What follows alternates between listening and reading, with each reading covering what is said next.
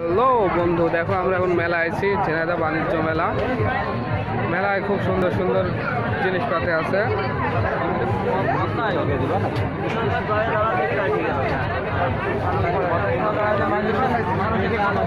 বন্ধু একটা ভিডিও করছি ছোট্ট, এই যে লেডিসদের টাকা খালি ভালো হবে।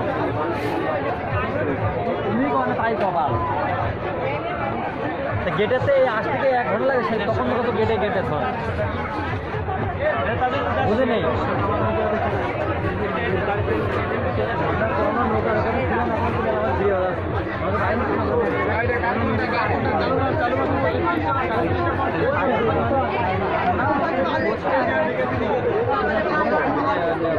তুমি নৌকা ওখানে যাও কেন, আর থাকাই যাও।